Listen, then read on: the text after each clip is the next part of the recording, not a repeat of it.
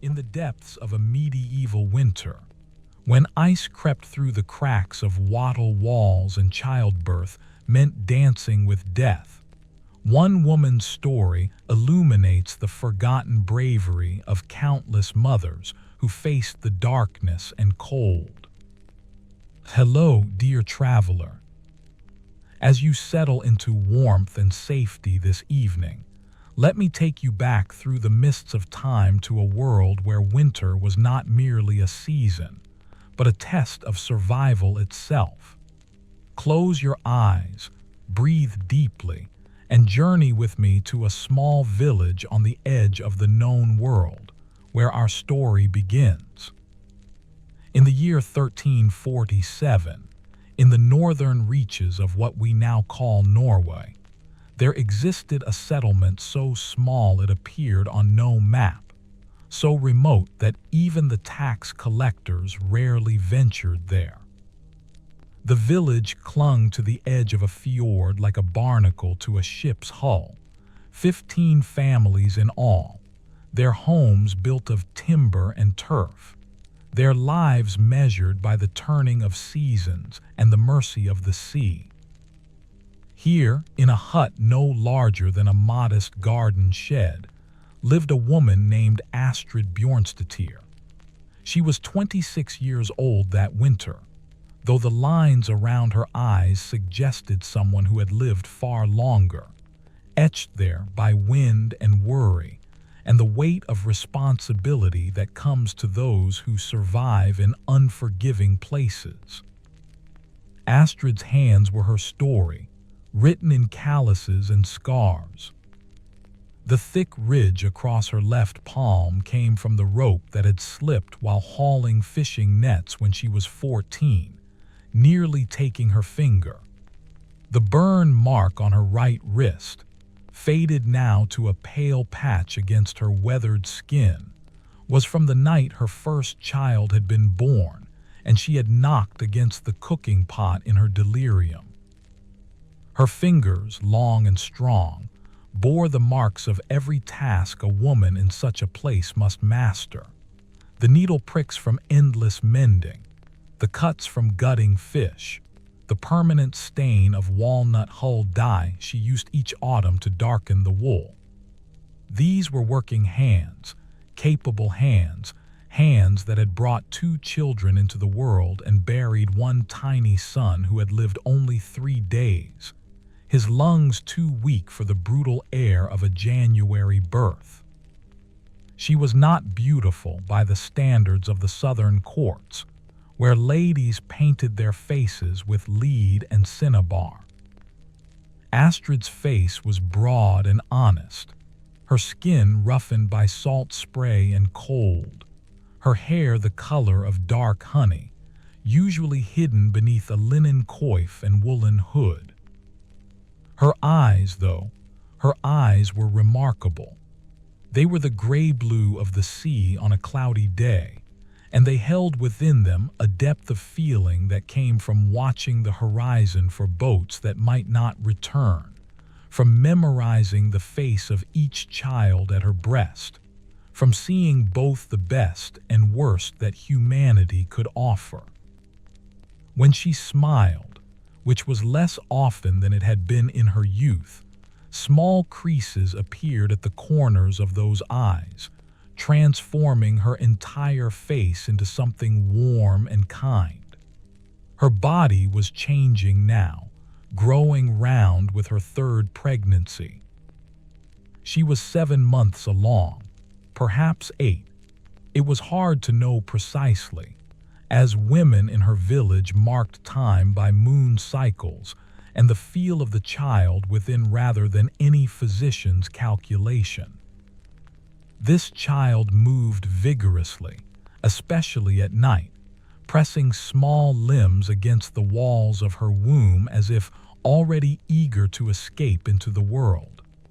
Astrid would place her hand on her belly and feel the rolling movements, part reassuring, part terrifying. Each kick reminded her that soon, very soon, she would have to face the ordeal that had killed her own mother, that had taken 3 women from the village in the past 4 years, that haunted the dreams of every pregnant woman who lived in these frozen lands. The hut she called home measured perhaps 12 feet by 14, its walls made of vertical timbers chinked with moss and clay, its roof a thick layer of turf supported by rough beams. In summer, grass and even small flowers grew on that roof, adding insulation and beauty. In winter, it became a cap of snow so heavy that her husband, Eirik, had to climb up periodically to shovel it off lest the whole structure collapse.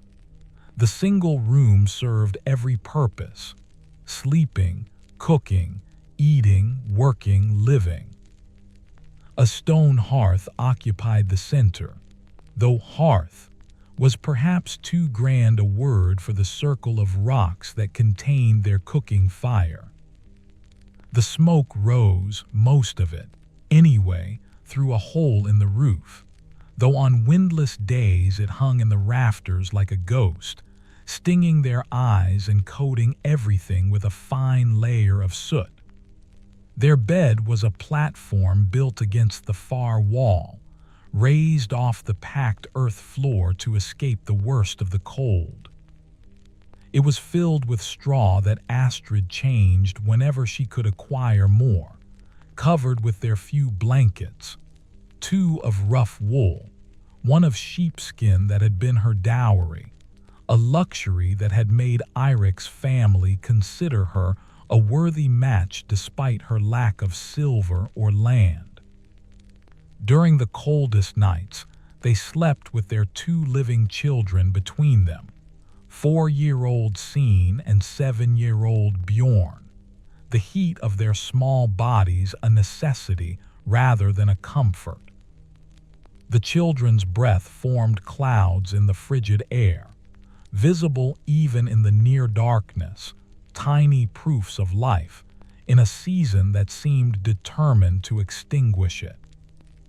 Against one wall stood their few possessions: 3 wooden chests containing their clothes, a half-barrel for storing dried fish, clay pots for water and cooking, wooden bowls and spoons, 2 iron cooking pots that were among their most valuable possessions, and the handmill Astrid used to grind whatever grain they could afford or grow.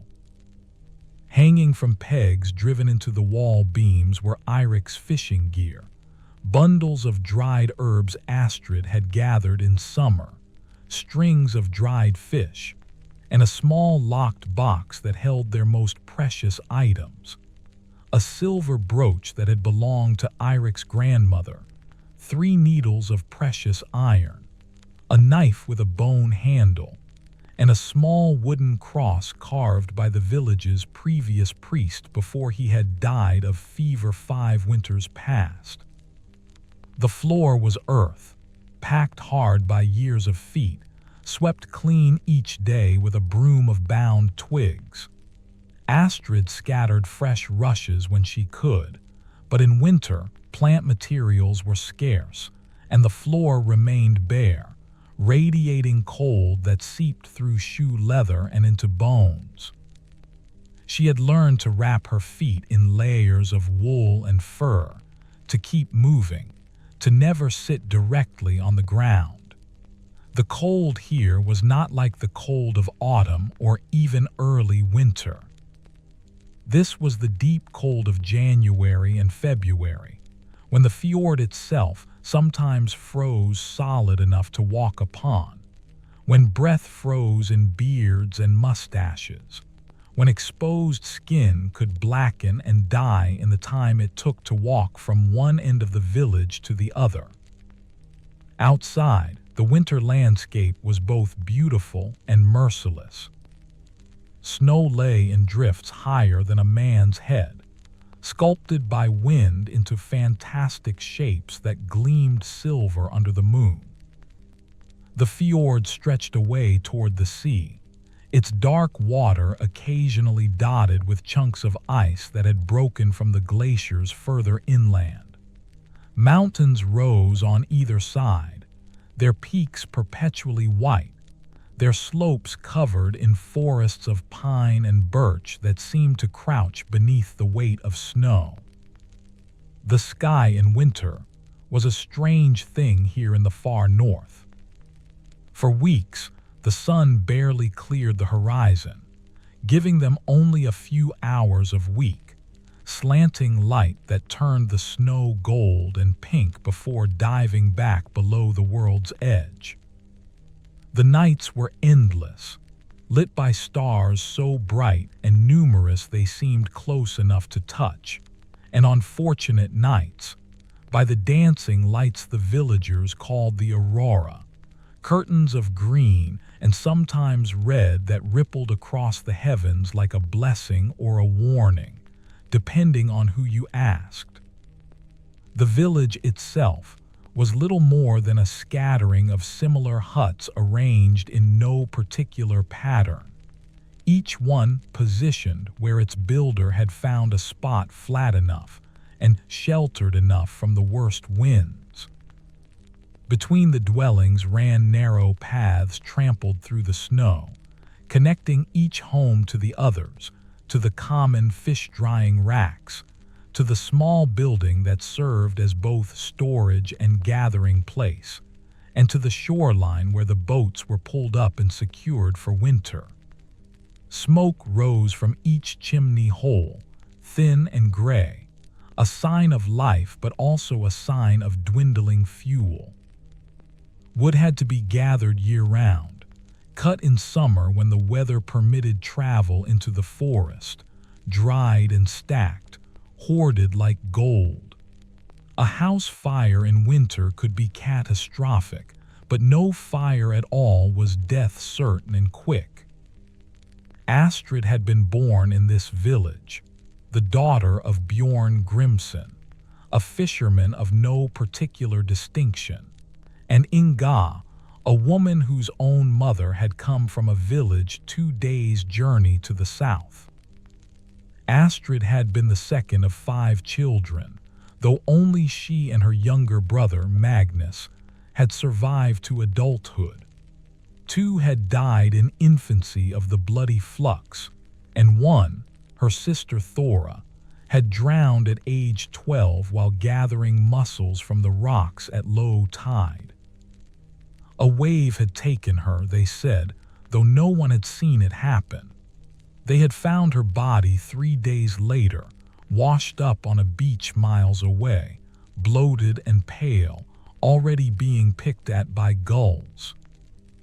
Astrid still remembered the sound of her mother's keening, a sound that had seemed to shake the very sky, that had made even the hardest men in the village look away and wipe at their eyes. Her own mother had died giving birth to a 6th child when Astrid was 15.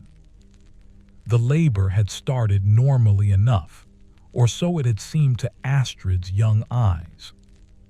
The midwife, old Ragnhild, had come to the house, examined Inga, and proclaimed that the baby would arrive by nightfall. But nightfall came and went, and then midnight, and then dawn, and still the child would not come. Inga had screamed until she had no voice left, had pushed until blood vessels burst in her eyes, and had prayed to every saint whose name she knew. Astrid had huddled in the corner with her siblings, forbidden to leave, forced to witness every moment of her mother's agony. When the baby finally came, late on the 2nd day, it was already dead, a boy perfectly formed but blue and still. And her mother, weakened by the endless labor, bleeding from places that should not bleed, had followed him into death before the next sunrise, whispering prayers and her children's names until her voice faded to nothing, and she simply stopped breathing. That memory lived in Astrid like a stone in her stomach, cold and heavy. She had thought of it every day of her first pregnancy, had felt it like a shadow hanging over her even as she rejoiced in the new life growing within her. The midwife who had attended her mother, Ragnhild, was still alive, still the only person in the village with any real knowledge of childbirth, though her hands shook now with palsy and her mind sometimes wandered. There were no physicians within 3 days' travel, and even if there had been, physicians rarely concerned themselves with the births of common women. That was women's work, women's knowledge, passed down through generations in whispers and warnings, in practical demonstrations and bitter experience. Astrid had been 18 when she married Eirik.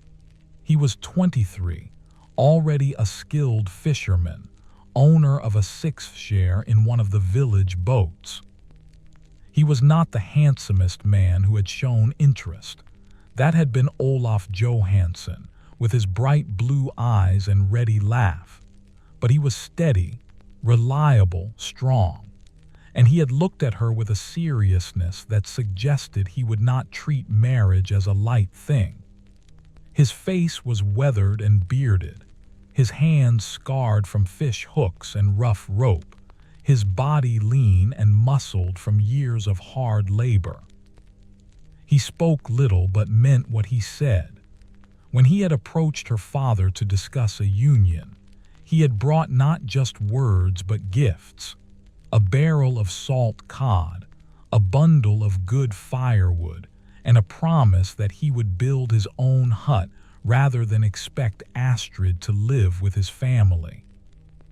That promise alone had been worth more than silver, for Astrid had seen too many young wives ground down by demanding mothers-in-law, too many marriages broken by the tension of too many people in too little space.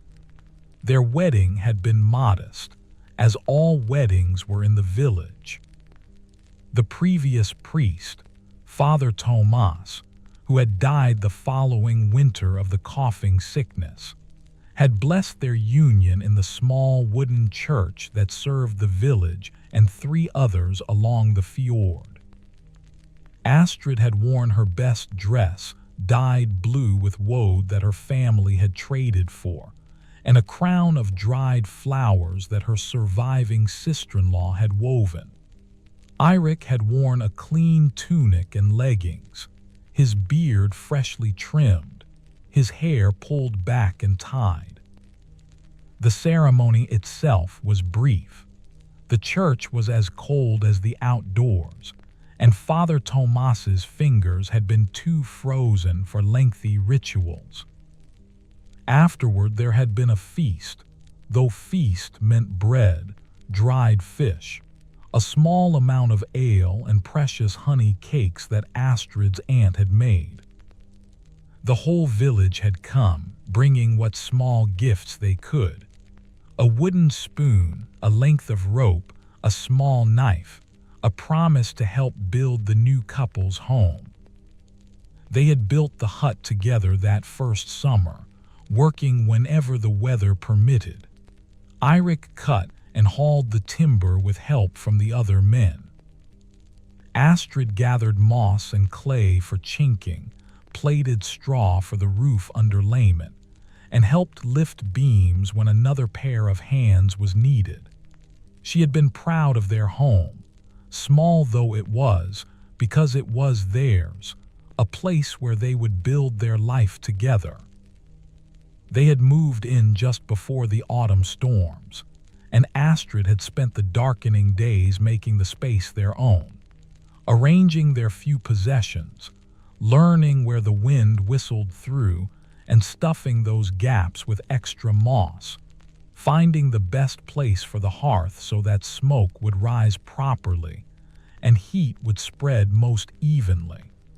Her first pregnancy had come quickly, as if her body had only been waiting for the security of marriage to release its fertility. She had missed her monthly bleeding in October, and by December she had been certain. The sickness had come then, waves of nausea that struck most strongly in the mornings but sometimes lasted all day. She had learned to keep her stomach small, to eat plain foods, to step outside and breathe the cold air when the smell of fish cooking became too much. Old Ragnhild had told her these were good signs, that a sick mother meant a healthy baby, that the child was taking what it needed. Astrid had clung to these assurances even as she vomited into the snow behind their hut, even as the smell of meat made her retch, even as she felt weaker and more tired than she ever had from physical labor. That first child, her son Bjorn, had been born in early summer, which was a blessing. The midwife had come when Astrid's waters broke, had examined her with practiced hands, and pronounced that things were proceeding well. The labor had lasted from dawn until late afternoon, long enough that Astrid had begun to fear she would follow her mother's path, but not so long that Ragnhild seemed concerned.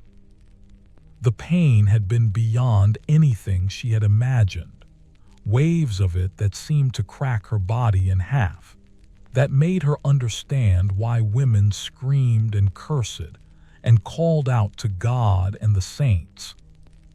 But there had also been the women around her, Ragnhild and Eirik's sister Greta, and her neighbor Solveig, speaking encouragement, pressing cool clothes to her forehead, holding her hands when the worst contractions came.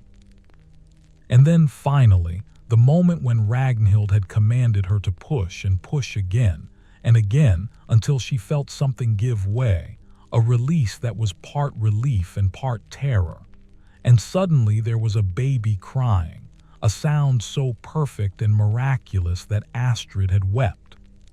Her son had been placed on her chest, small and wet and furious, his face red, his tiny fists waving, his mouth seeking her breast. She had looked down at him and felt something shift inside her, a love so fierce and immediate that it was almost painful. This small creature, this person who had not existed before, was now the center of her world. Eirik had come in then, his face anxious, and when he had seen that both mother and child were well, his expression had transformed into something like wonder. He had knelt beside the bed, had touched the baby's tiny hand with one rough finger, and when those miniature fingers had closed around his, Astrid had seen tears in her husband's eyes. They had named the boy Bjorn after her father and after Eirik's grandfather, a name that meant bear, strong, enduring, fierce when needed. The recovery from that first birth had taken weeks. Astrid had bled for days, though Ragnhild assured her this was normal. Her body had ached in ways she hadn't known possible. The stitches the midwife had sewn, 3 of them, using thread made from her own hair, had pulled and burned until they dissolved. But she had been alive, and her son had been alive, and that was more than many could say. She had learned to nurse him, fumbling at first until she understood how to help him latch, how to position his body, how to recognize when he was truly hungry versus simply seeking comfort. Her breasts had become engorged and painful until her milk regulated, and she had learned to express a little milk into a cloth to ease the pressure. Bjorn had been a healthy baby, thank God and all the saints. He had fed well, grown steadily, and survived his first winter with nothing worse than a mild cough. Astrid had watched over him with the vigilance of a hawk, had checked his breathing countless times each night, and had learned to interpret every sound he made. When he had begun to smile at 2 months, recognizing her face and rewarding her with that toothless grin, she had felt a joy so pure it seemed impossible that the world could contain it. 2 years later, she became pregnant again.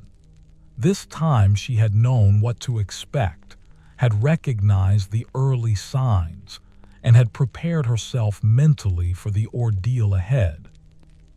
Her daughter Scene had been born in March, which was less fortunate timing, still cold, though not the deadly deep cold of midwinter.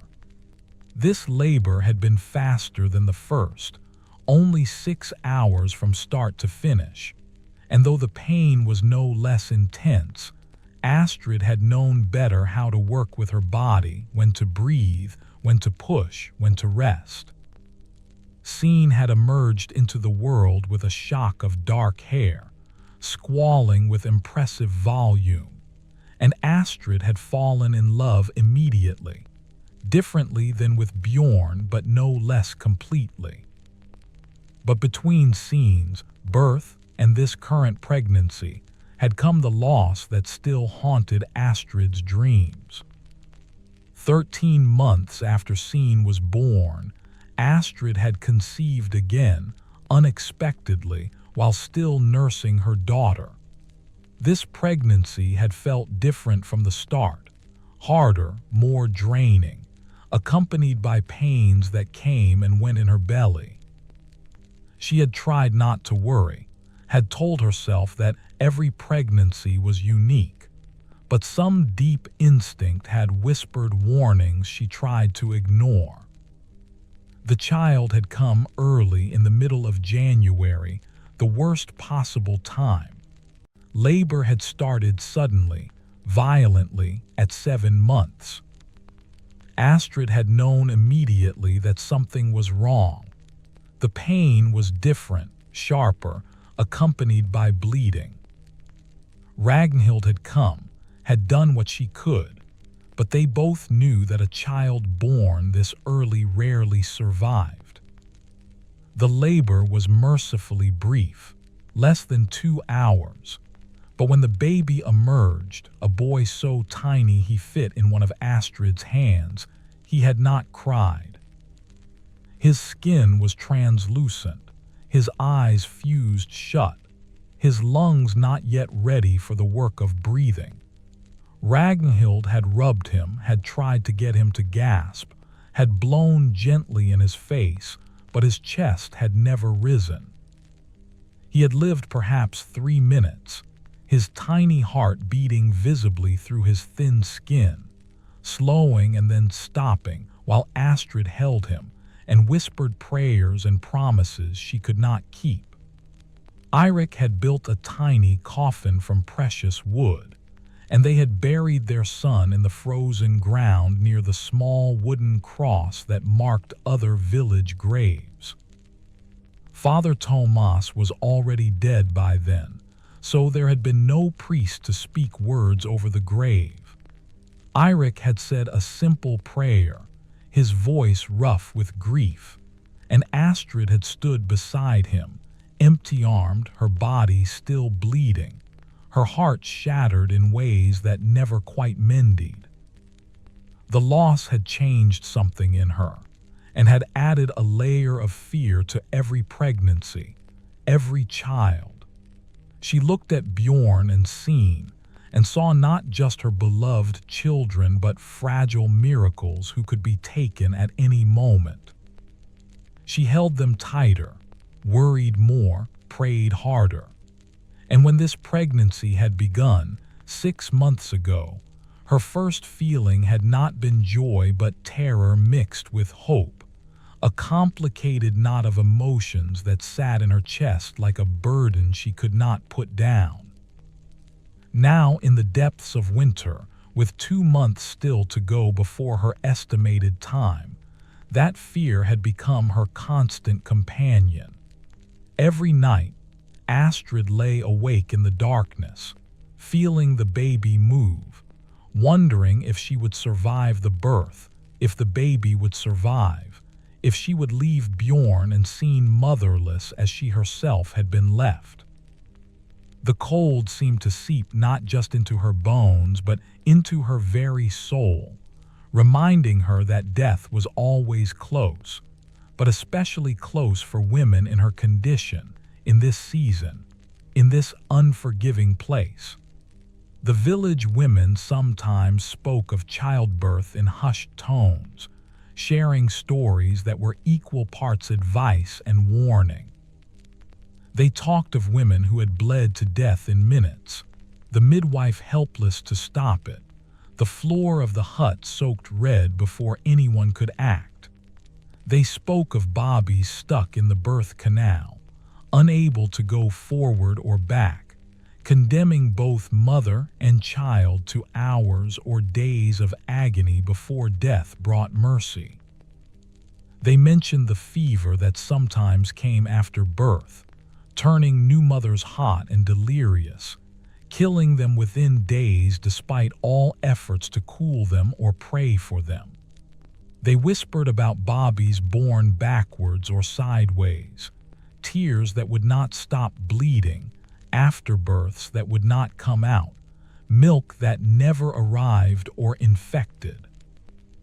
These stories were not meant to frighten but to prepare, to share the accumulated knowledge of generations, to help each woman understand what might go wrong and what little could be done about it. In a time and place with no hospitals, no surgical interventions, no antibiotics, no understanding of infection or blood loss or obstetric complications, childbirth was simply dangerous. The village had lost 3 women to childbirth in the past 4 years. Helga, who had bled until there was nothing left of her. Ingrid, who had labored for 3 days with a baby that would not come and had died with the child still inside her. And young Christine, barely 17, whose first pregnancy had ended with both her and the baby dead. The midwife unable to explain exactly what had gone wrong, only that the girl had suddenly convulsed and stopped breathing. Astrid knew these women's stories intimately. Helga had been her neighbor, a kind woman of 30 who had already borne 5 children and had seemed likely to survive a 6th. But something had torn inside her, and the bleeding had been catastrophic, unstoppable. Astrid had heard the screams, had seen the panic in the midwife's face, had watched Helga's husband carry bucket after bucket of blood-soaked rags outside to the snow. The woman had died before noon, and her newborn daughter, though healthy, had been given to another nursing mother in the village, because Helga's eldest children were still too young to care for an infant. Every woman of childbearing age in the village knew that when her time came, she might not survive. They prepared for this possibility in quiet, practical ways. Astrid had already spoken to her sister-in-law Greta about caring for Bjorn and seen if the worst happened. She had made sure Eirik knew where she kept their few valuables, who she wanted to have her best dress, how she hoped her children would be raised. These conversations had been brief and awkward. No one wanted to speak death into existence, but necessary. It was the responsible thing to do, the loving thing, to make arrangements for those you would leave behind. The irony was not lost on Astrid that the very act that brought new life into the world could so easily take life away. Pregnancy was both blessing and danger, hope and fear intertwined. She loved the feeling of this child moving within her, loved the promise of a new person, a new soul. But she also feared it with a dread that sometimes woke her in the night, gasping and sweating despite the cold. The winter made everything worse. In summer, at least, the hut could be warm. The midwife could bring fresh water easily. There was light to see by. Food was more plentiful, and a woman's body was not already weakened by months of cold and insufficient nutrition. But in winter, especially in February when births were most common for babies conceived in May, conditions were brutal. The hut would be cold despite any fire, because fires had to be kept small to conserve fuel. Water froze in buckets. The midwife's hands would be stiff and clumsy with cold. Bleeding was harder to stop in cold temperatures. Babies born into frigid air often struggled to breathe, their lungs shocked by the temperature change.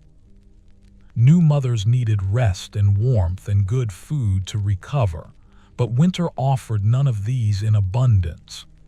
Astrid tried not to think about it constantly, tried to focus on the daily tasks that kept her family alive. Cooking, cleaning, mending, caring for Bjorn and Seen, helping Eirik with what work she could still manage. But the thoughts crept in during quiet moments, during the long winter nights, whenever she felt the baby shift inside her. She prayed more than she ever had, long whispered prayers to the Virgin Mary, who surely understood the fear of childbirth, who surely would protect women who called upon her. She touched the small wooden cross that hung from a cord around her neck, a gift from Eirik on their wedding day, and asked God for mercy, for strength, for life for her and this child. Eirik had noticed her fear, though she tried to hide it. He was not a man of many words, but his silences were full of meaning, and lately those silences had been heavy with concern. Sometimes she would catch him watching her with an expression she could not quite read, part worry, part helplessness, part determination. He had begun taking on tasks she normally did, insisting she rest more, bringing in extra water without being asked, taking the children outside to play in the snow so she could have quiet moments alone. These gestures touched her deeply, for she knew he was as frightened as she was, perhaps more so, because at least she would be active in the ordeal to come while he could only wait and wonder. One evening, perhaps 3 weeks ago, he had sat beside her on their bed after the children were asleep, the fire burning low, casting dancing shadows across the walls. He had taken her hand in his, those rough, capable hands that could splice rope and gut fish and build a home, and held it gently, as if it were made of something precious and breakable. "I've been thinking," he had said, his voice low so as not to wake the children, "about when your time comes." Astrid had felt her throat tighten, but had said nothing, waiting. "I've spoken to Magnus," he continued, referring to her brother who lived 2 huts away. "He'll take the children when the labor starts, keep them until it's over. They don't need to see." He had trailed off, but she understood. "They don't need to see what I saw, what haunted me for years after watching my mother die. And I've asked Greta to be here," he went on. "She's level-headed, and Ragnhild will need help. I know Solveig usually assists, but Greta is family and she loves you." "I love her too," Astrid had managed to say. "I want to be here," Eirik had said then, and his voice had cracked slightly. I know men usually wait outside, but I want to be here. I want you to know I'm here." Astrid had squeezed his hand, unable to speak around the lump in her throat. The tradition was for men to wait outside during births, to pace and worry and drink if they had anything to drink, to be summoned only when it was over. But she found herself desperately wanting Eirik there, wanting to look up and see his face, to hold his hand if she needed to not feel alone in whatever was coming. "Yes," she had whispered. "Please stay." They had sat together in silence after that, hands clasped, watching the fire burn down to embers, each lost in thoughts they could not quite share but understood nonetheless. The village itself operated on rhythms that were ancient and unchanging. The men went out to fish when the weather permitted, which in winter was perhaps 2 or 3 days a week if they were fortunate.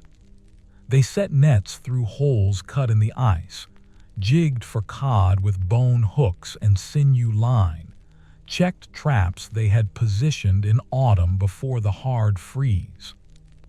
Fishing in winter was desperately dangerous work. The boats had to be handled with extra care, for a man who fell into the water would die within minutes, his limbs seizing, his lungs gasping, his body shutting down from the shock of the cold. Even working from shore or from the ice-carried risks, a slip could mean a broken bone. Frostbite could claim fingers or toes or noses. A sudden storm could trap men away from the village until they froze to death in the darkness. But fish meant survival, meant food for the family and trade goods for the things they could not make themselves. Salt, iron, grain when the harvest had been poor.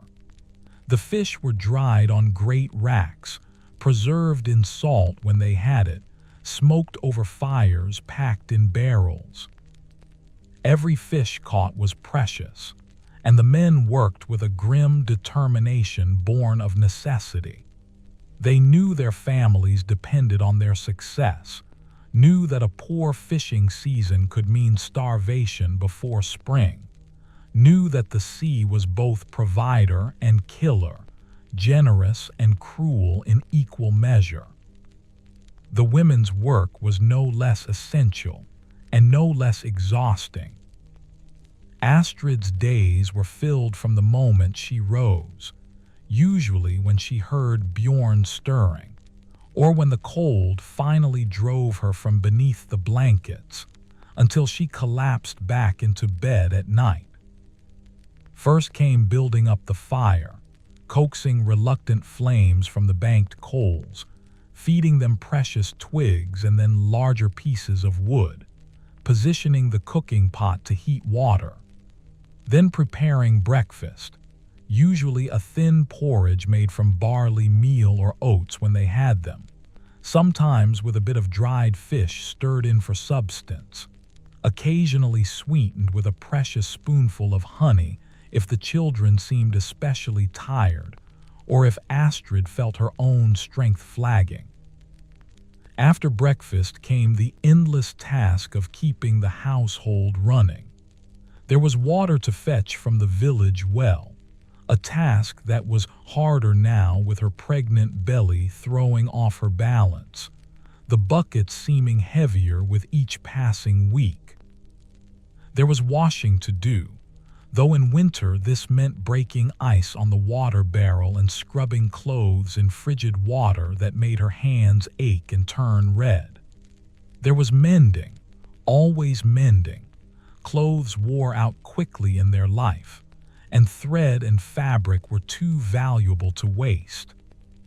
She would sit near the fire, her precious iron needle flashing as she stitched torn seams, patched holes, reinforced weak spots, all while keeping one eye on the children and managing whatever was cooking. The children required constant attention. Bjorn, at 7, was old enough to help with small tasks and to play relatively independently, but he was still a child, full of energy and questions and the occasional burst of mischief. Signe, at 4, needed more direct supervision. She was at that age where she wanted to help with everything, but lacked the coordination or judgment to actually be helpful, where she could turn a simple task into chaos in moments, where her feelings were easily hurt and tears came quickly. Astrid loved them both with a fierceness that sometimes frightened her, but raising them in such close quarters, in such harsh conditions, required patience that she sometimes struggled to maintain. She taught them what she could, trying to prepare them for the lives they would lead. Bjorn was learning to identify different fish species, to tie knots, to understand the patterns of weather and sea. He would go fishing with his father soon, in a year or two, would learn the dangerous trade that would likely define his life. Signe was learning the skills she would need as a woman, how to spin wool, though her small fingers could barely manage the spindle, how to grind grain, though she lacked the strength to turn the heavy millstone for long, how to recognize herbs, though there were none to gather in winter. Astrid tried to make these lessons feel like play rather than work, and tried to maintain the children's innocence even as she prepared them for a hard reality. The social fabric of the village was tight-knit by necessity. Survival in such a place required cooperation, mutual aid, the understanding that what hurt one family could eventually hurt them all. When someone's roof needed repair, the men gathered to help. When a woman was sick or giving birth, the other women brought food, watched children, shared labor. When fish were plentiful, those who caught more shared with those who caught less, knowing the situation might reverse next week. There were tensions and disagreements, of course. People living in such close proximity rarely agreed on everything. But open conflict was rare because everyone understood they needed each other. Astrid's closest friend in the village was Solveig, a woman of 32 who lived 3 huts away with her husband Torstein and their 4 children. Solveig had a practical, no-nonsense manner that Astrid found comforting, and a dark sense of humor that could make even the grimmest situations seem slightly less terrible. They had been friends since childhood, had survived the same harsh winters, the same losses, the same fears. Solveig had attended all of Astrid's births, had held her hand and wiped her face and spoken encouragement, had wept with her when the tiny son died. Solveig had lost 2 children herself, both to the bloody flux that had swept through the village 6 years ago, taking mostly the very young and very old. She had survived the grief by pouring herself into caring for her remaining children and by accepting, with a kind of grim pragmatism, that this was simply how life was in such a place. She did not speak often of her lost children, Arn and little Greta, but sometimes Astrid would catch her staring into the distance with an expression of such profound sadness that it made Astrid's own heart hurt. They visited each other when they could, taking turns hosting, sharing tasks to make them more bearable. They would sit together and spin wool, their hands moving in practiced rhythm while they talked of everything and nothing. Their children's antics, their husbands' habits, village gossip, memories of easier times, worries about the future. These conversations were a lifeline for Astrid, a reminder that she was not alone in her fears and struggles, that other women understood the weight she carried. A few days ago, Solveig had come to visit in the late morning, bringing her youngest daughter, Freya, who was Scene's age and her favorite playmate. The two little girls had immediately run off to the corner of the hut where they kept a small collection of treasures: carved wooden figures, pretty stones, bits of colored cloth.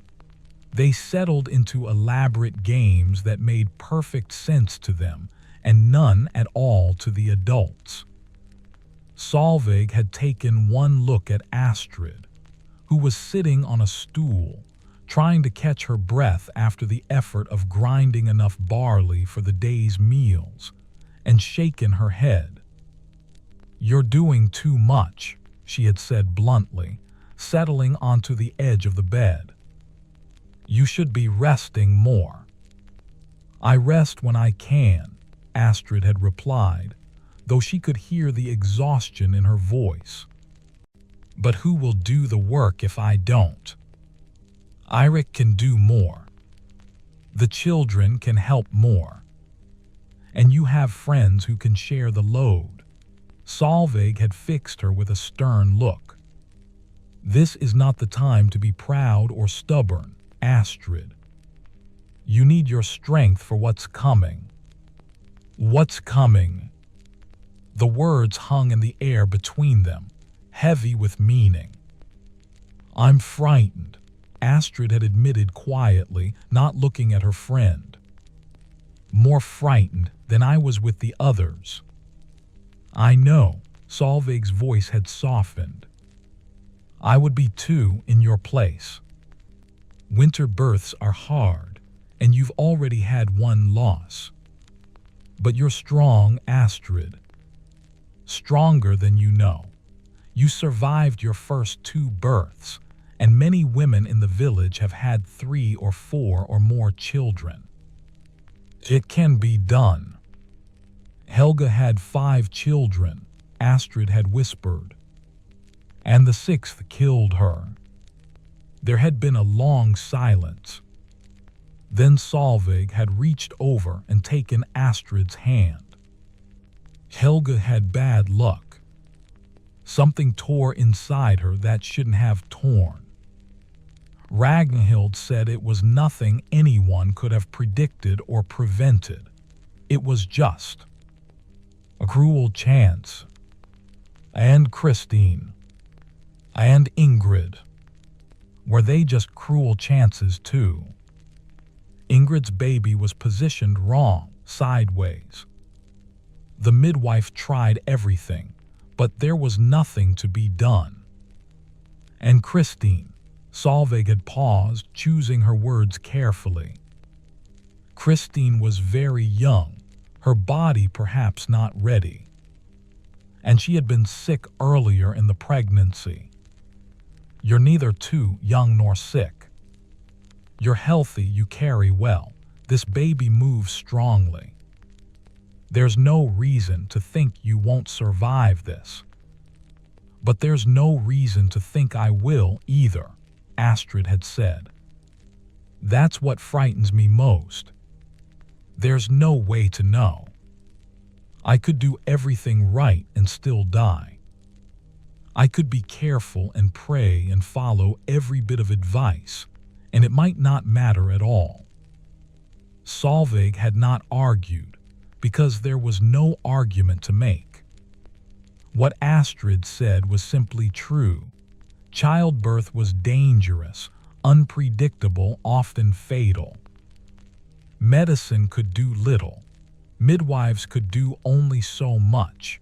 And in the end, it came down to luck and God's will, and the mysterious workings of a woman's body that no one fully understood. "All we can do is what we can do," Solveig had finally said. "Make sure you eat enough, rest when you can, keep warm, pray. and trust that Ragnhild has brought many Bobbies into this world, that Greta and I will be there to help, that Eirik will be there, that you are not alone in this." Astrid had nodded, blinking back tears that threatened to fall. "Will you promise me something? If I can. If I don't survive. Will you help Eirik with the children? Will you make sure Seen knows about me, knows that I loved her? She's so young, she might not remember." Solveig had gripped her hand tighter. "You're going to survive, and you're going to tell Seen about all this yourself when she's grown and facing her own first birth. But yes, if the impossible happens, I promise, your children will know they were loved and will know who their mother was. You have my word." The conversation had shifted after that to lighter topics. Freya's recent adventure of sneaking extra honey, Thorstein's struggle with a fishing net that kept tangling, the rumor that the trader who sometimes came through in summer might bring wool in different colors this year. But the earlier words lingered in the air between them, unspoken but present, a reminder of the reality they all lived with. After Solveig had left, gathering up Freya with promises to visit again soon, Astrid had sat for a long time simply staring at the fire, one hand resting on her belly, feeling the baby's movements. This child was active, strong, already fighting for life before even being born. She tried to find comfort in that, tried to believe it meant the baby would survive even if she did not. At least then something of her would continue. At least Eirik would not lose everything. At least Bjorn and Seen would have a sibling to remember her by. But she wanted more than that. She wanted to live. She wanted to see this baby's face, to nurse it and watch it grow, to raise all three of her children together. She wanted to grow old with Eirik, to see her children marry and have children of their own, to become a grandmother who could share the wisdom earned through years of survival. She wanted mornings and evenings, summers and winters, all the ordinary moments that made up a life. She wanted to watch Bjorn become a man, to help Seen prepare for her own wedding someday, to teach this new child everything she knew about surviving and even occasionally thriving in this harsh place. The wanting was almost painful in its intensity, a yearning so deep it made her chest ache. But wanting did not make things so. She had learned that lesson early and often. Wanting her mother to live had not saved her. Wanting her tiny son to breathe had not filled his lungs. Wanting the winter to end did not hasten spring. Wanting food did not fill an empty belly. The world did not arrange itself according to human desires. It simply was, indifferent and inexorable, and people survived or didn't, suffered or found moments of joy, lived or died according to patterns that seemed to follow no rule but chance. The baby kicked then, a strong roll that pressed against her ribs, and Astrid found herself smiling despite her dark thoughts. This child was real, present, alive. Whatever came next, right now, in this moment, they were both alive, both together, both fighting. That had to count for something. The days passed slowly, each one blurring into the next in the way of winter, when there was little to mark time except the slight changes in daylight. A few more minutes each day as they moved toward spring, though spring was still months away. Astrid felt the baby growing heavier, pressing down on her bladder so that she had to relieve herself constantly, making her back ache with the weight of it, making simple tasks require twice the effort they once had. She tired more easily now, finding herself breathless after climbing the slight slope from the well, needing to sit and rest after tasks that had once been simple. Her ankles swelled, especially by evening, puffing up so that her shoes no longer fit comfortably, and she took to wearing loose wrappings of cloth around her feet instead. Her sleep was broken by the baby's movements, by the need to urinate, by anxiety that crept in during the dark hours and made her heart race and her breath come short. Ragnhild came to check on her every few days, climbing the path to their hut with slow, careful steps, her old bones protesting the cold and the effort. The midwife would examine Astrid's belly with practiced hands, feeling the baby's position, assessing its size, asking questions about movements and contractions and how Astrid felt. Each time, she pronounced everything normal, but Astrid noticed that the old woman's hands trembled more each visit, that her eyes sometimes seemed to look through Astrid rather than at her, that she occasionally repeated herself as if forgetting she had already said something. Ragnhild was 73 years old, which was ancient by village standards. She had been the village midwife for more than 40 years and had brought most of the current generation into the world, including Astrid herself. She knew more about childbirth than anyone within days' travel, but she was declining, her body and sometimes her mind betraying her. There was no one trained to take her place. Midwifery was learned through years of apprenticeship, and no young woman in the village had shown interest or aptitude for the demanding work. When Ragnhild died, the village would lose not just a person but irreplaceable knowledge, skills that had been passed down through generations. This was another source of worry for Astrid and the other women of childbearing age. What would they do when Ragnhild was gone? Hope that someone could learn quickly enough. Rely on trial and error, losing who knew how many mothers and bobbies in the process. Send for a midwife from another village, if one could be found, if anyone could be spared to make the journey. There were no good answers, only the grim reality that in places like this, the loss of a single person with essential knowledge could be catastrophic. One evening, perhaps 2 weeks before Astrid's time was expected, Eirik came home with unusual news. He stomped the snow from his boots outside the door, then entered bringing a blast of cold air that made the fire flicker and dance. His face was serious, his expression troubled. "I heard something at the shore today," he said, after greeting the children and accepting the cup of weak ale Astrid handed him. Thorstein met a traveler on the ice road, someone passing through from the south. Astrid felt a flutter of apprehension. News from outside was rare in winter, and it was rarely good. What did he say? There's sickness in the villages to the south. A fever, he called it, that strikes quickly and kills within days.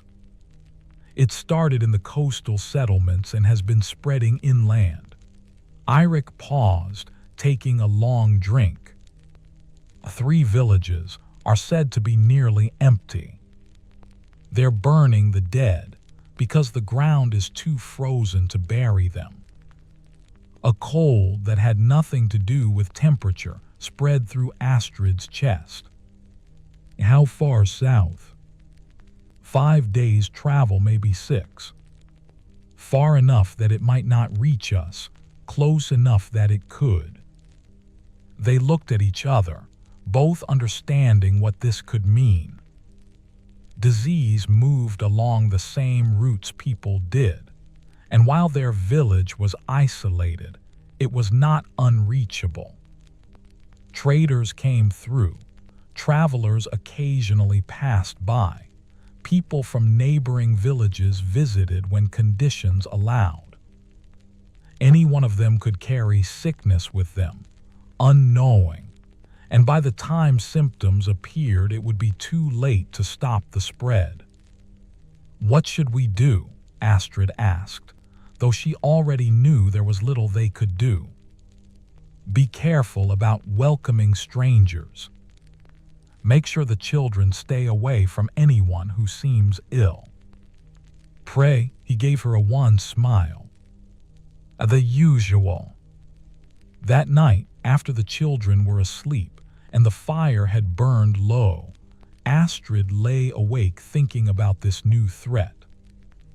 As if childbirth itself weren't dangerous enough, now there was the possibility of fever, of sickness sweeping through the village, of losing not just herself but potentially her whole family. The weight of fear pressed down on her chest like a physical thing, making it hard to breathe. Beside her, she felt Eirik's hand find hers under the blankets. He said nothing, there was nothing to say, but his fingers laced through hers, warm and solid and real. She held on, taking what comfort she could from his presence, from the sound of her children's breathing in the darkness, from the fact that right now, in this moment, they were all still here, still alive, still together. The next morning dawned gray and bitter, with wind that howled around the hut and found every tiny gap in the walls. Astrid rose stiffly, her back protesting, and built up the fire while trying not to wake the children. She was preparing porridge when she felt the first contraction, not painful, just a tightening across her belly that lasted perhaps 30 seconds and then released. She stood very still, one hand on her stomach, waiting. Nothing more came. False labor, she told herself. It happened sometimes in the weeks before birth, the body practicing, preparing. Nothing to worry about yet.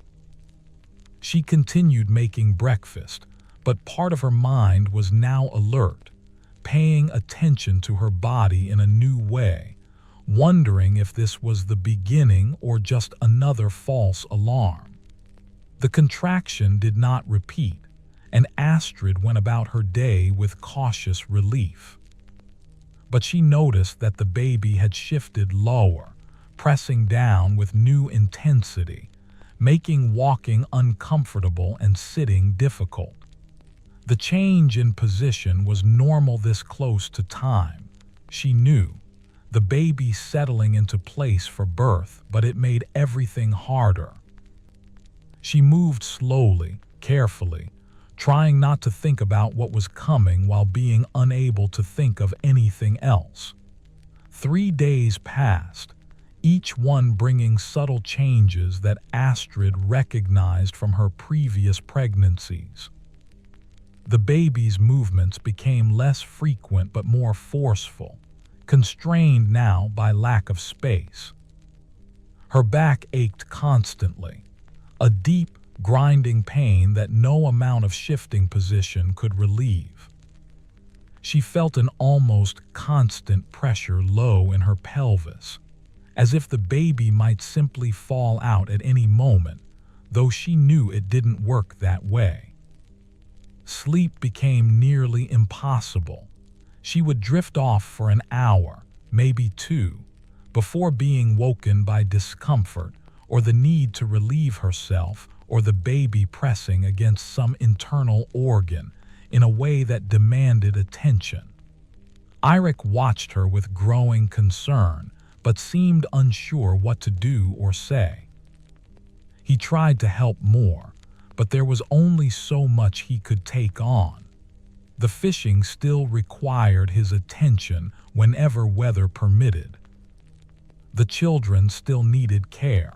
The household still needed managing. All he could really do was be present, be attentive, and be ready for when the time came. And wait, as she was waiting, both of them caught in this strange liminal space between the ordinary life they knew and the ordeal ahead. On the fourth day, Astrid woke before dawn to find the bed beneath her wet. For a confused moment, she thought she had lost control of her bladder. It happened sometimes this late in pregnancy. But then she realized the wetness was different, the smell different. Her waters had broken. The baby was coming. She lay very still in the darkness, her heart suddenly pounding, every nerve alert. This was it. There would be no more waiting, no more wondering. Within hours or perhaps days, it would be over one way or another.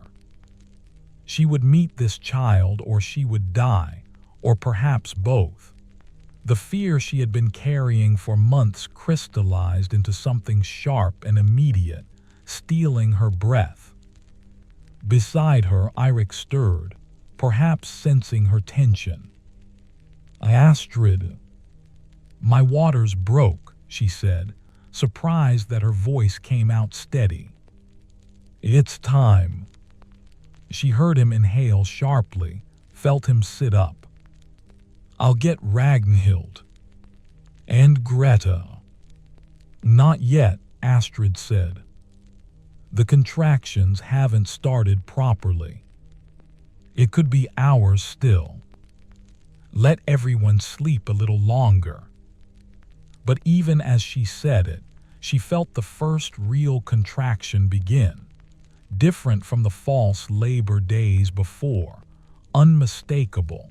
A tightening that started in her back and wrapped around to her belly, building in intensity until she had to concentrate on breathing through it. It lasted perhaps 45 seconds, then gradually released, leaving her slightly breathless. "That was a contraction," Eirik said, and she could hear both fear and determination in his voice. "Yes." She waited, counting in her head. The books she had never read but whose wisdom had been passed down through village women said contractions should be timed. If they were close together from the start, birth might come quickly. If they were far apart, it could be a long labor. 10 minutes passed. Then another contraction came, similar to the first, beginning in her back, wrapping around, building and building until it demanded all her attention, then gradually fatting. When it ended, she said, "Wake Bjorn and Scene. Take them to Magnus. Then fetch Ragnhild and Greta." Eirik moved immediately, lighting a candle from the banked coals of the fire, coaxing flames to life. In the growing light, Astrid saw the children beginning to stir. Bjorn sat up, rubbing his eyes. "Imame." "Good morning, my love," Astrid said, trying to keep her voice calm and normal. "You and Scene are going to spend the day with Uncle Magnus. Won't that be fun?" Scene was harder to wake, groggy and protesting until Eirik lifted her, still wrapped in a blanket, and held her against his chest. Bjorn, older and more perceptive, seemed to understand that something significant was happening. His eyes were wide, moving between his mother and father. "Is the baby coming?" he asked. "Yes," Astrid told him honestly. Later today, or perhaps tomorrow, you'll have a new brother or sister. Will you be all right? His voice was small, frightened, and Astrid felt her heart clench. He was old enough to have heard the stories, to know that women sometimes died in childbirth, to be afraid. I'm going to do my very best, she said, holding out her arms. He came to her, and she embraced him, breathing in the smell of his hair, feeling the sturdy weight of him. Be good for Uncle Magnus. Help with scene. I'll see you soon. She hoped desperately that this was true, that soon was not a lie, that she would indeed see her son again and not leave him motherless as her own mother had left her. But she did not voice these fears. Instead, she kissed the top of his head and released him, watching as Eirik dressed both children in their warmest clothes, wrapped them in extra shawls, and prepared to take them out into the pre-dawn darkness. Another contraction came as they were leaving. Astrid gripped the edge of the bed and breathed through it, trying not to make any sound that would frighten the children further. When it passed, she looked up to find Eirik watching her from the doorway, seen drowsy on his shoulder, Bjorn holding his hand. Hurry, she said, and send word when you fetched Ragnhild. He nodded and was gone, taking the children and a portion of Astrid's heart with him. The hut felt suddenly empty, quiet except for the crackle of the fire and the sound of her own breathing. She stood carefully, feeling wetness still leaking down her legs, and began to prepare. First, she changed into an old dress, one that was already stained and worn, saved specifically for this purpose. No point in ruining a good garment with blood and birthing fluids. Then she spread old clothes on the bed, layering them to protect the straw mattress as much as possible. She added wood to the fire, building it up higher than usual because the hut would need to be warm, because she would need warmth, because the baby would need warmth. She set water to heat in both their pots, filled them from the water barrel, and positioned them near the flames. Another contraction interrupted her preparations. She leaned against the wall, hands pressed to the rough timber, and rode it out. They were still about 10 minutes apart, strong but manageable. This was early labor still, the phase that could last hours or even a full day. She tried to remember how long it had been with Bjorn. 8 hours. 10, with Scene it was faster, maybe 6 hours. But every birth was different. This one could be quick or could take days. There was no way to know. By the time Eirik returned with Ragnhild and Greta, Astrid had managed to make the space as ready as it could be. The fire burned bright, water steamed in the pots. Clean clothes were stacked near the bed. She had even managed to sweep the floor, though she wasn't sure why. No amount of sweeping would make dirt into a clean birthing room. Ragnhild entered first, moving slowly, her old eyes taking in the scene with the assessment of someone who had seen this countless times. She was wrapped in layers of wool and fur, her face barely visible beneath her hood. But when she pushed it back, Astrid saw that she looked more alert than she had in recent visits, as if the urgency of the situation had sharpened her focus. "Water's broken," the old woman asked, beginning to remove her outer layers. "Yes. About an hour ago, maybe a bit more." Contractions are about 10 minutes apart. Ragnhild nodded. Good. That's normal.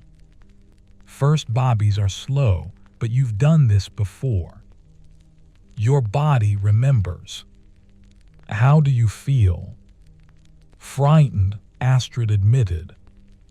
That's normal too. The midwife's voice was matter of fact, not unkind but practical. Fear doesn't help though.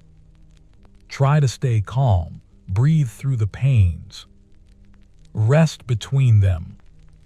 Save your strength for when you really need it. Greta had followed Ragnhild inside, bringing with her a basket that Astrid knew contained various items the midwife might need. More clothes, herbs, a knife for cutting the cord, string for tying it. Eirik's sister was 35, a sturdy woman with capable hands and a kind face. She had 4 children of her own, had been through this 4 times, knew what was coming. She came directly to Astrid and embraced her. You can do this, she murmured. You're strong. The baby is strong. We're all here with you. Thank you for coming, Astrid said, holding onto her sister-in-law for a moment longer than necessary, drawing strength from the contact. Eirik had hung back near the door, uncertain. Ragnhild looked at him, then at Astrid. You want him to stay? Yes, Astrid said firmly. The old woman shrugged. Your birth, your choice. Just keep him useful and out of the way.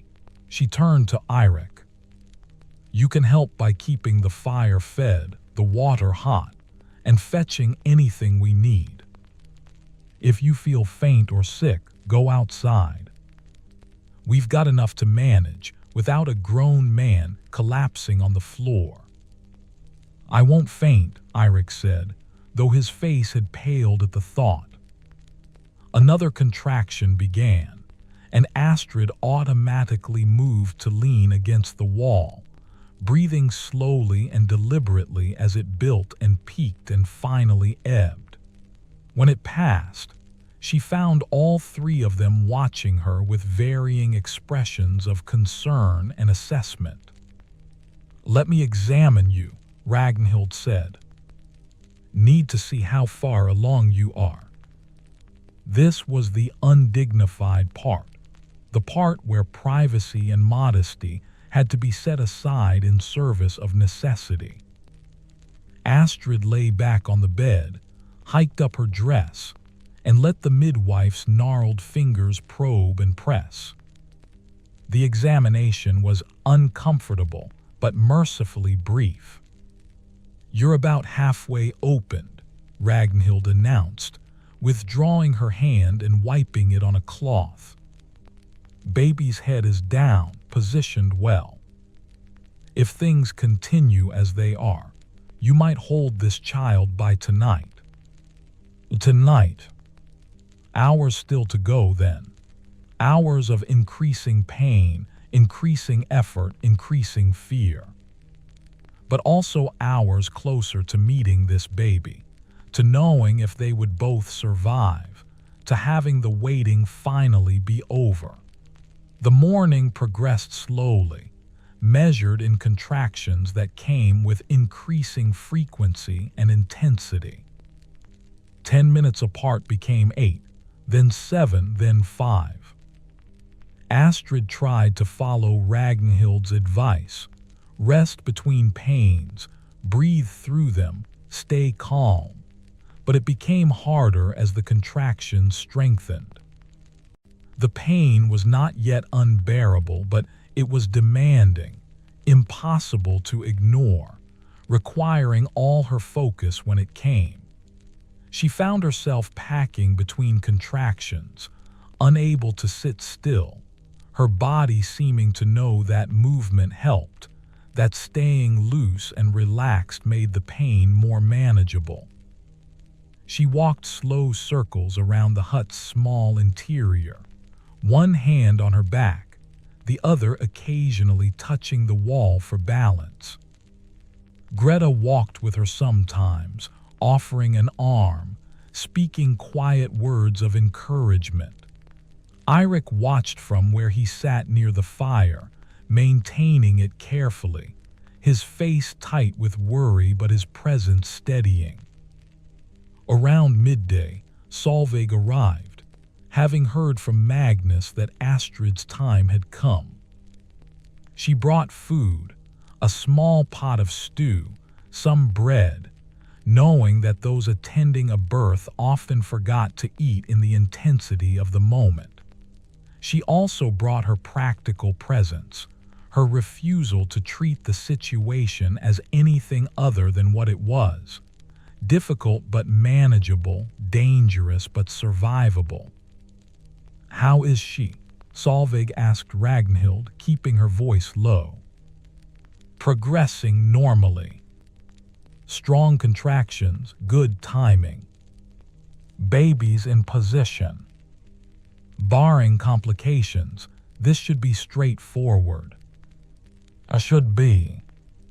Two words that contained worlds of uncertainty. Astrid, catching the conversation during a brief respite between contractions, wanted to laugh or cry or scream. "Should be." As if childbirth ever followed should, as if bodies always cooperated, as if bobbies always came when and how they were supposed to, as if women didn't sometimes simply die for no reason anyone could identify. But she said nothing, just continued her packing, continued her breathing, continued the internal litany of prayers she had been repeating for hours. "Holy Mary, Mother of God, protect me. Let this baby live. Let me live, give me strength. Have mercy, Holy Mary, Mother of God." By afternoon, the contractions were coming every 3 minutes, lasting longer, hurting more. The pain had moved beyond manageable into something that demanded sounds. Low groans that Astrid couldn't quite suppress, gasps when the peaks hit, occasional whimpers during the worst moments. She tried to be quiet, tried to maintain some dignity, but her body didn't care about dignity. It was doing its work, opening and stretching and preparing, and it would make whatever sounds it needed to make. Ragnhild examined her again and pronounced her nearly fully opened. "When you feel the need to push, tell me. Don't push until I say it's time, or you might tear yourself." The transition period that followed was worse than anything that had come before. The contractions seemed endless now, barely any rest between them, and they brought with them a pressure low in her pelvis that was almost unbearable. Her body was demanding that she push, every instinct screaming at her to bear down, but Ragnhild had said wait, and she tried desperately to wait, panting through contractions instead of pushing, sweat pouring down her face despite the cold. "I can't," she gasped at one point. "I can't do this anymore." "You are doing it," Greta said firmly, wiping Astrid's face with a cool cloth. "You're doing it right now. Just keep breathing." Just one more contraction, and then one more after that. Time became strange, elastic, meaningless. There was only the pain and the brief respites between pain, the pressure building and building, her body opening and stretching in ways that felt impossible. She was vaguely aware of the others moving around her, Ragnhild positioning herself, Greta supporting Astrid's back, Solveig ready with clothes, Eirik hovering nearby looking stricken. But they all seemed distant, less real than the overwhelming sensations in her own body. Finally, blessedly, Ragnhild said, "Now. Next contraction you can push." When it came, Astrid bore down with everything she had, feeling something shift, something give. The relief of being able to push was almost euphoric, even though the pain intensified. This was productive pain, purposeful pain, pain that was accomplishing something. She pushed through the next contraction and the next, guided by Ragnhild's commands. Push now, stop, breathe, wait, push again. "I can see the head," Greta said, her voice filled with excitement. "Astrid, the baby's coming. You're so close." A few more contractions, a few more pushes, and then Ragnhild said, "The head is out. Don't push for a moment, let me check the cord." Astrid felt the old woman's hands working, then heard, "Cord's fine. One more big push should do it."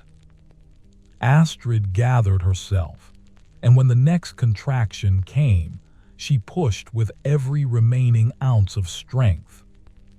She felt the baby slip from her body in a rush of fluid and relief, so intense she cried out, not in pain, but in something like triumph or release or simple, overwhelming emotion. "It's a girl," Ragnhild announced, and then the baby was crying, that perfect, miraculous sound that meant life, meant breath, meant survival. The midwife worked quickly, wiping the baby's face, clearing her mouth and nose, wrapping her in a clean cloth. Astrid was shaking violently, her whole body trembling with exhaustion and relief and reaction. Is she healthy?" "She's beautiful," Greta said, tears streaming down her face. "Perfect." Listen to her cry. And then the baby was placed on Astrid's chest, small and wet and furiously wailing, and Astrid looked down at her daughter's face and fell completely in love. The baby had a shock of dark hair, eyes scrunched shut, tiny fists waving, her whole body pink and alive and angry at being thrust into the cold world. She was perfect, absolutely perfect, and she was alive, and Astrid was alive, and the relief was so overwhelming that Astrid began to weep, great gasping sobs that shook her whole body. Eirik appeared at her side, his face wet with tears he hadn't bothered to hide. He reached out one trembling finger to touch the baby's tiny hand, and when those miniature fingers closed around him, he made a sound that was half laugh, half sob. "A daughter," he whispered. "Another daughter." "We have 3 children," Astrid said wonderingly, looking up at him. 3 living children."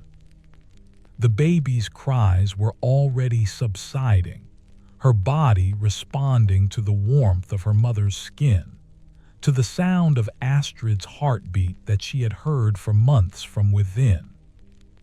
She rooted instinctively toward Astrid's breast, and with Greta's help, Astrid managed to guide her daughter to nurse. The feeling of the baby latching on, beginning to suckle, sent a wave of sensation through Astrid's body, part pleasure, part pain, wholly right. But Ragnhild was not finished. "The afterbirth still needs to come," she said. "Keep nursing, it helps." Astrid had forgotten about this part in the overwhelming emotion of the baby's arrival, but now she felt the contractions beginning again, different than before, less intense but still uncomfortable. She focused on her daughter's face, on the miracle of this small person nursing at her breast, and tried to ignore what was happening below. Within minutes, she felt something pass from her body, and Ragnhild made a satisfied sound. Afterbirth is intact, looks healthy. Now let me check for tears. This examination was more thorough and more painful than the earlier ones, but Astrid barely noticed. She was too busy memorizing her daughter's face, counting her fingers and toes, 10 of each, perfect, marveling at her tiny ears, her miniature nose, the way her whole hand could wrap around just one of Astrid's fingers. A small tear, nothing serious, Ragnhild announced. I'll stitch it. It won't take long. The stitching hurt. 3 neat stitches using thread made from the midwife's own hair, the traditional method, but Astrid had expected it. She gritted her teeth and held very still, one arm wrapped protectively around her nursing daughter, while Ragnhild worked with steady hands that seemed steadier than they had been in months, as if the urgency and importance of the work had pushed back the palsy temporarily. When it was done, Ragnhild sat back and wiped her hands. You did well, girl. Both of you did well. Coming from the taciturn old woman, this was high praise. Greta was bustling around, cleaning up the worst of the mess, bringing fresh clothes, helping Astrid into a clean shift. Solveig had tears on her cheeks as she gazed at the baby. She's beautiful, Astrid. What will you name her? Astrid looked at Eirik. They had discussed names, but somehow none of the names they'd considered seemed right now that she could see her daughter's face. Inga, she said suddenly, thinking of her own mother, of the woman who had died bringing life into the world. Her name is Inga. Eirik nodded, understanding. Inga. It's perfect.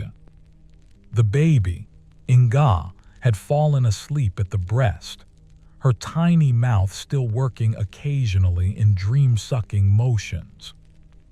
Her face was peaceful now, the angry red fading to a healthier pink. In the firelight, her dark hair looked almost black, and Astrid wondered whose features she would favor as she grew. Would she have Eirik's steady seriousness, or Astrid's occasional flights of imagination? Would she be bold like Bjorn or thoughtful like Scene? It was too early to know, but Astrid already looked forward to discovering who this small person would become. You need to rest now, Ragnhild said firmly. Asleep when the baby sleeps. Drink plenty of water, helps with the milk. Greta and Solveig will come by to check on you, and I'll return tomorrow.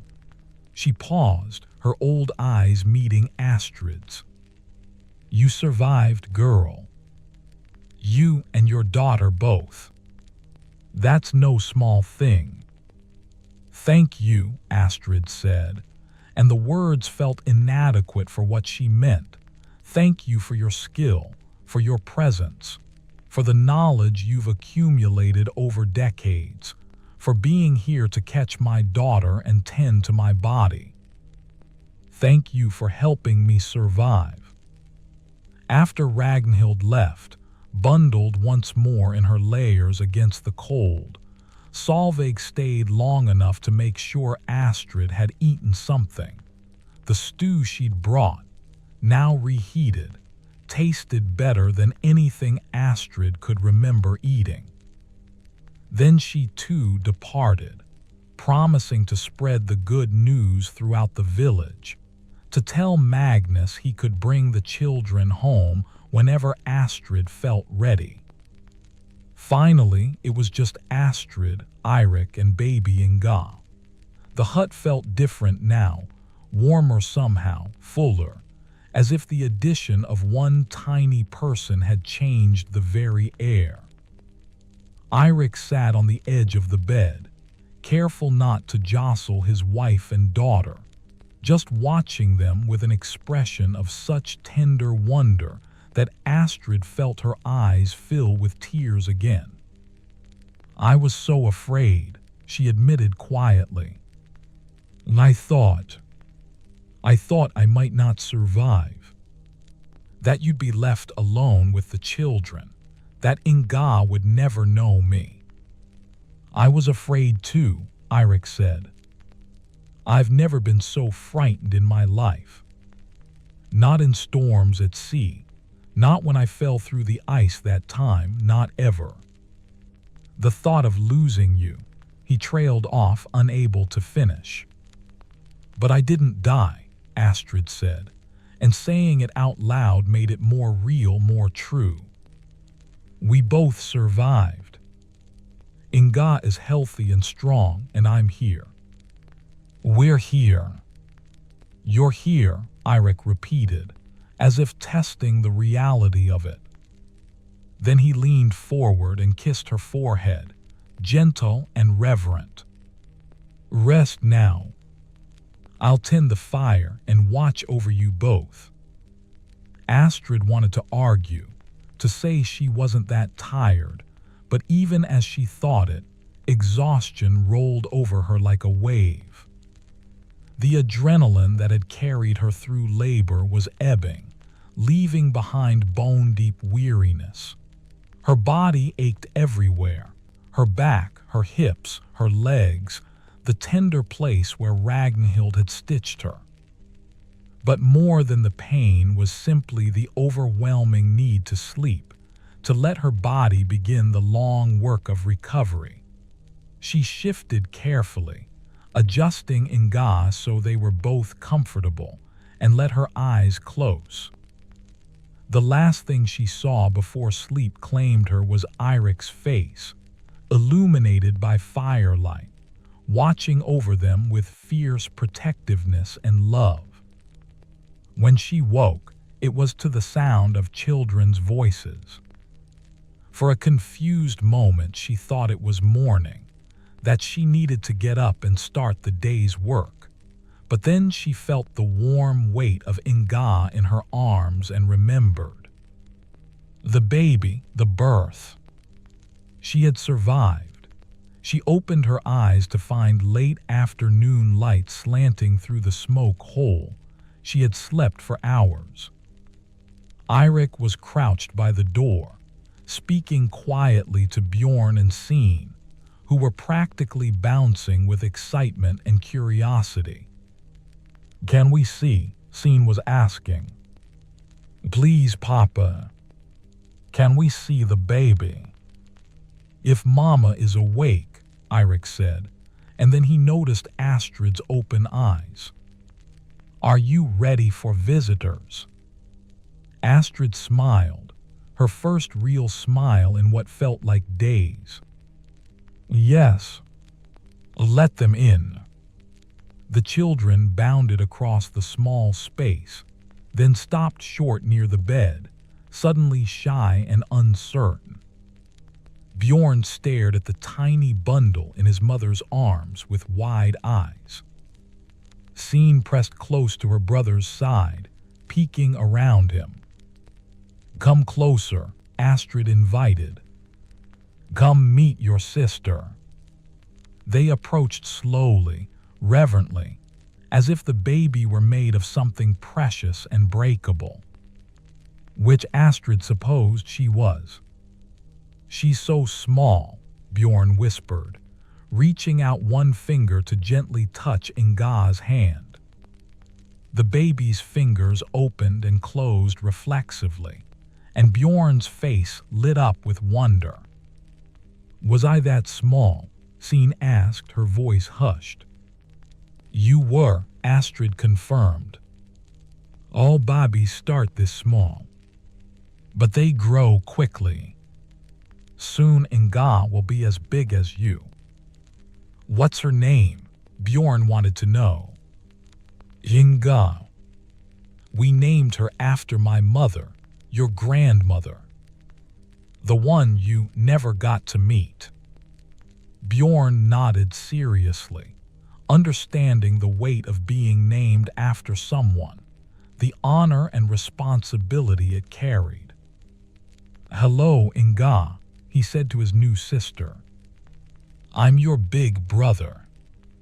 I'll teach you things when you're bigger.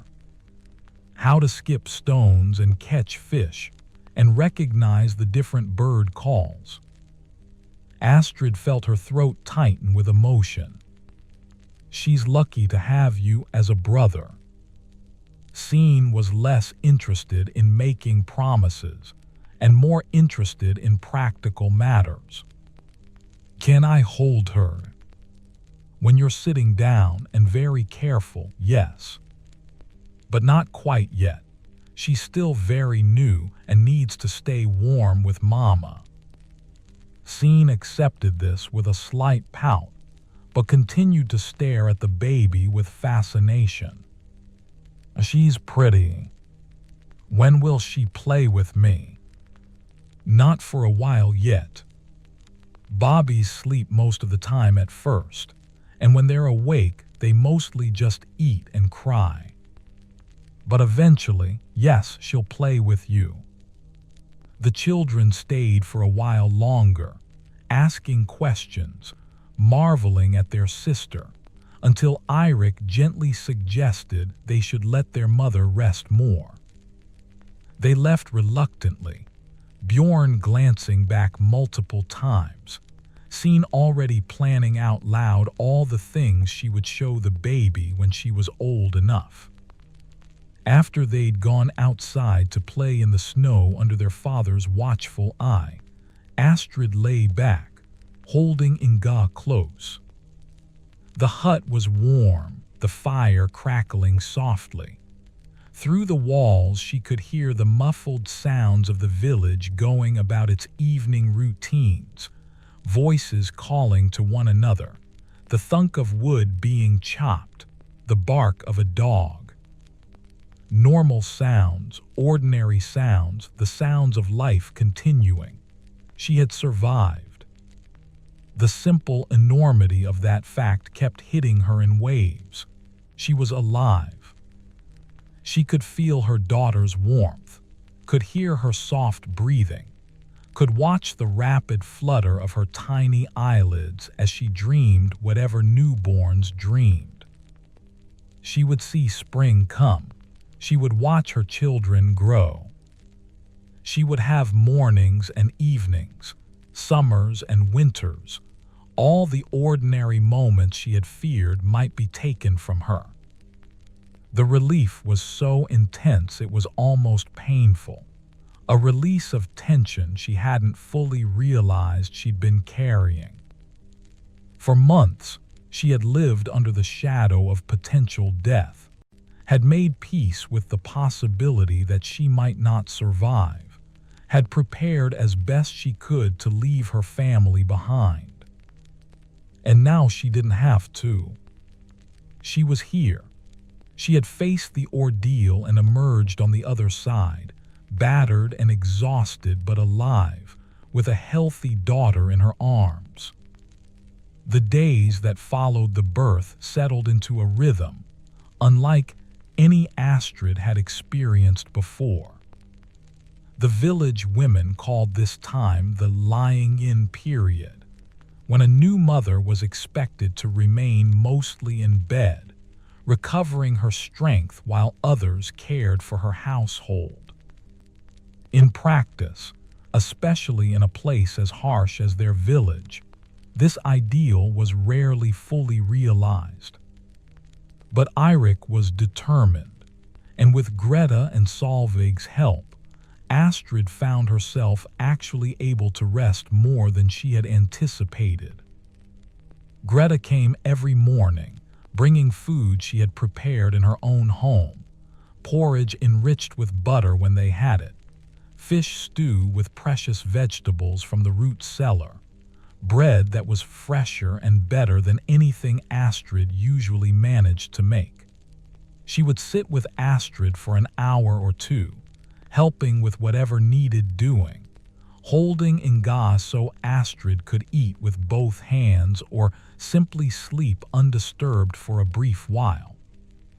Solveig came most afternoons, often bringing Freya to play with Scene, providing company and practical assistance in equal measure.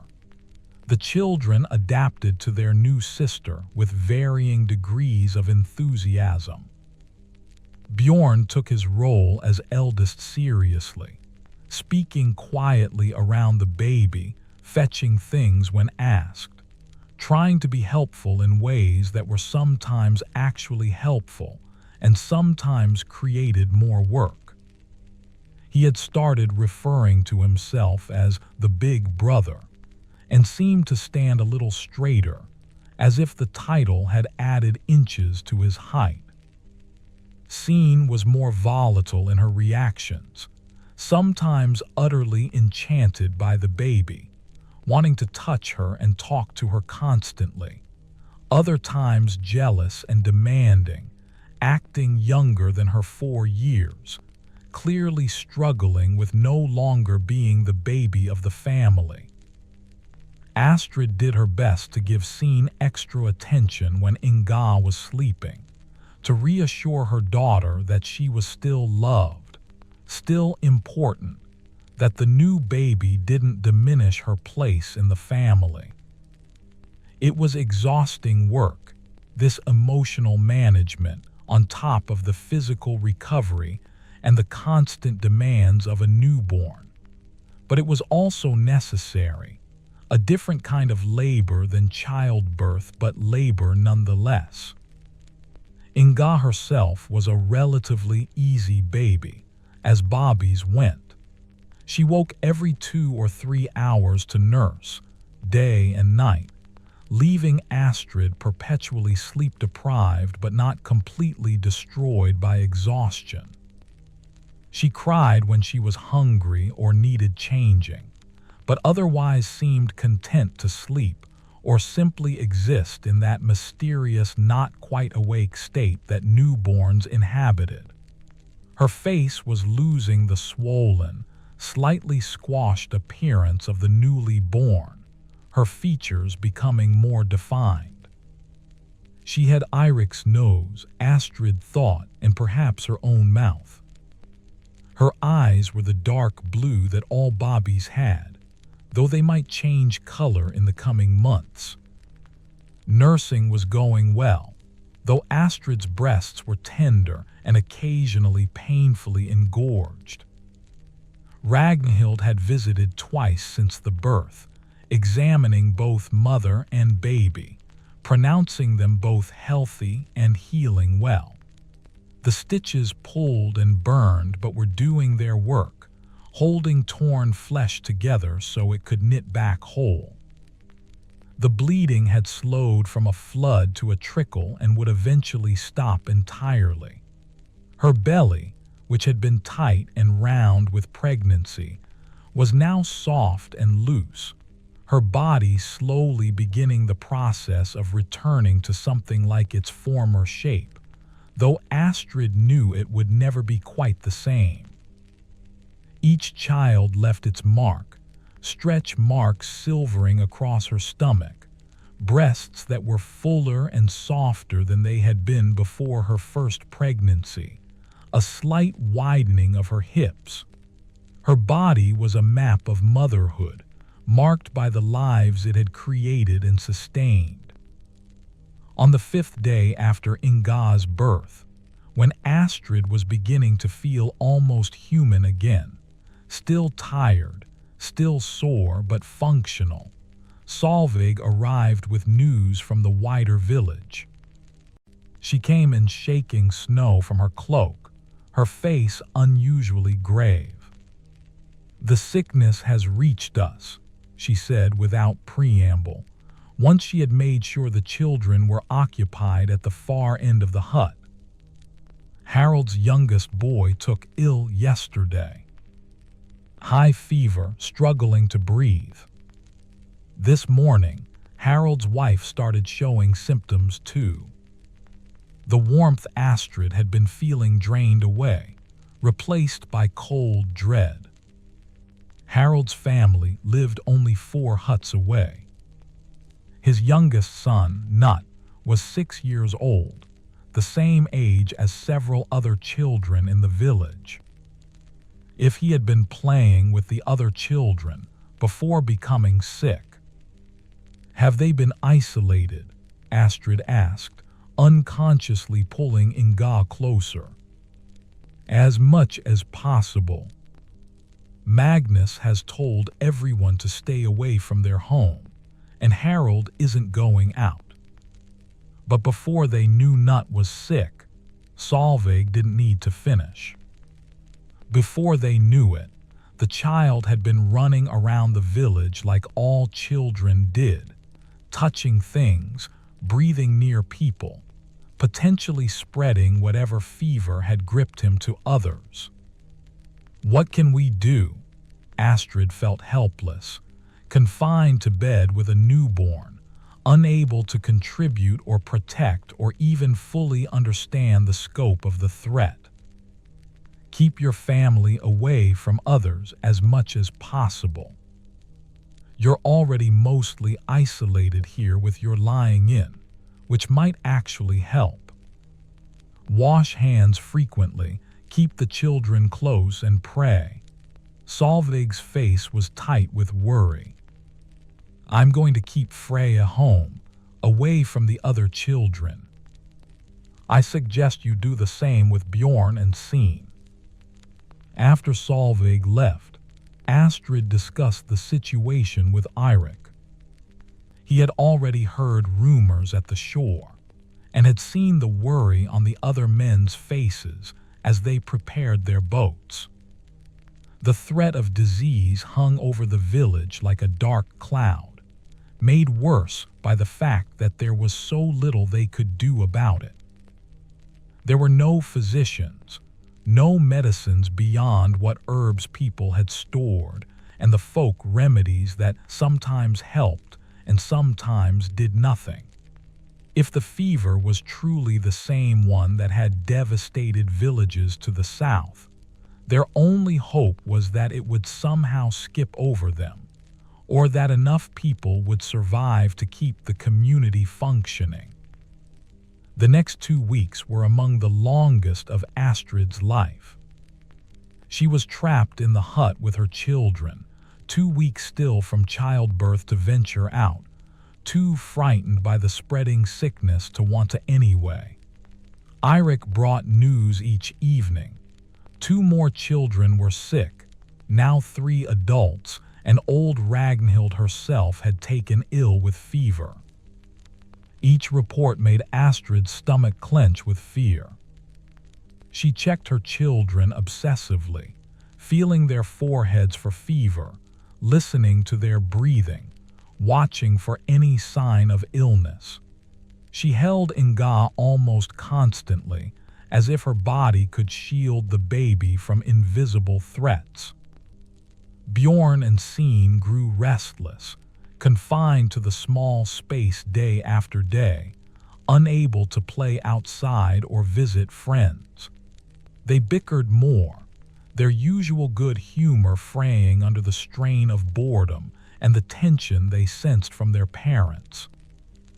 Astrid tried to keep them occupied with stories, with small tasks, with games, but her energy was limited and her patience sometimes worn thin by sleepless nights with Inga.